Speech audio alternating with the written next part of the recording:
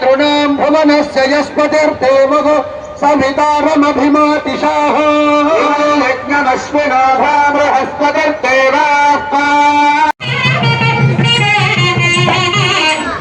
శ్రీకాళహస్తీశ్వర స్వామివారికి మహాశివరాత్రి ఉత్సవాలకు అంకురార్పణ తొలి పూజ పరమశివ భక్తుడైన కన్నప్పకి.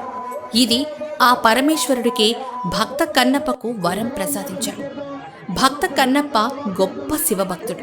ఇతను పూర్వాశ్రమంలో తిన్నడు అనే బోయ వంశస్థుడు. అతడు ఒక బోయరాజు కొడుకు.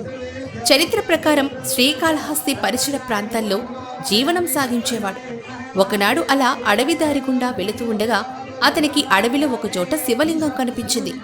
అప్పటి నుంచి తిన్నడు దాన్ని భక్తి శ్రద్ధలతో పూజిస్తూ తాను వెంటాడే తెచ్చిన మాంసాన్ని నైవేద్యంగా పెడుతూ ఉండేవాడు.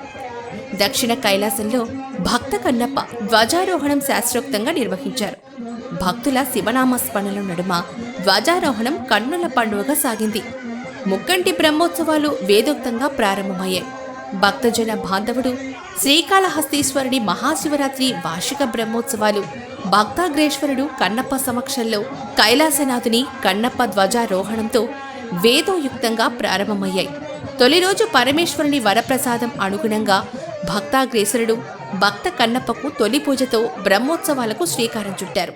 శ్రీకాళహస్తి ఆలయంలోని అలంకార మండపంలో భక్త కన్నప్ప ఉత్సవమూర్తికి విశేష దివ్య అలంకారాలు చేశారు. పులిచర్మదారుడు అయిన భక్త కన్నప్ప ఉత్సవమూర్తిని మేళతాళాలతో భక్తుల శివనామస్మరణల నడుమ కైలాస పర్వతంపై వెలిసిన కైలాసనాథుని ఆలయానికి తీసుకెళ్లారు.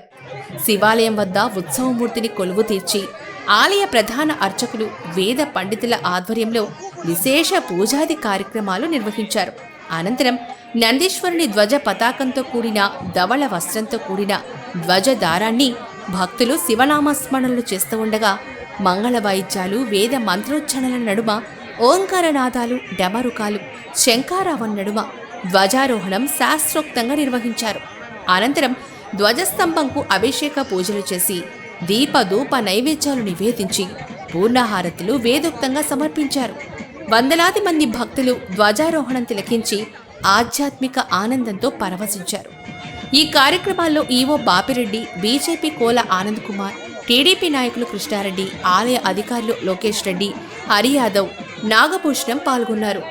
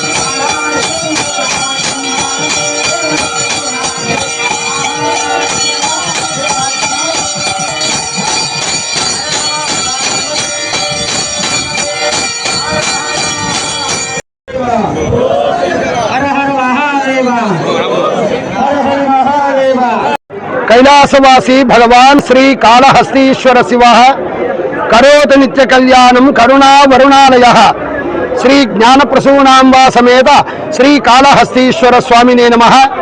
श्री ज्ञानप्रसूनांबा समेत श्री कालहस्तीश्वर स्वामी वारिकी మాఘ బహుళ అష్టమి నుండి కూడా మహాశివరాత్రి బ్రహ్మోత్సవంలో అత్యంత వైభవోపేతముగా 13 రోజుల పాటు నిర్వహించబడతాయి. అందులో భాగంగా కూడా ఈ రోజు మొట్టమొదటగా శ్రీ భక్త కన్నప్ప స్వామివారికి ప్రదోషకాల ముందు ధ్వజారోహణ కార్యక్రమం నిర్విఘ్నంగా కొనసాగింది. ఈ భక్త కన్నప్ప పూర్వ జన్మలో అర్జునుడు శాపం వలన బోయవాడుగా జన్మించి స్వామివారికి నేత్రదానం చేసి ముక్తి పొందినవాడు భక్త కన్నప్ప.